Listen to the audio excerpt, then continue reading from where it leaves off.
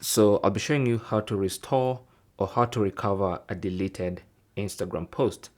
So let's say you deleted something on Instagram, maybe a post or a story, and you regret that decision and now you want it back. So what you need to do is simply go to Instagram, tap on your profile icon in the bottom right corner. That takes you to your Instagram profile page.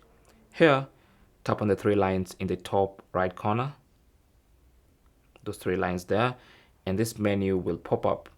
On this menu, tap on your activity, and then under your activity, you should see recently deleted.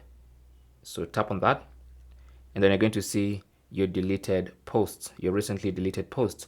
Now, once you delete a post on Instagram, you have up to 30 days to restore it or to do anything about it before it's permanently deleted from the Instagram servers.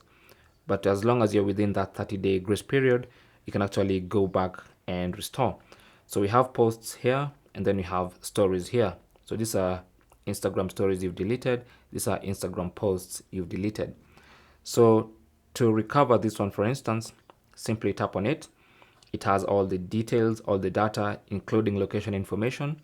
And all you have to do is tap on the three dots and then tap on restore, or simply tap on this restore icon here and then confirm you want to restore post.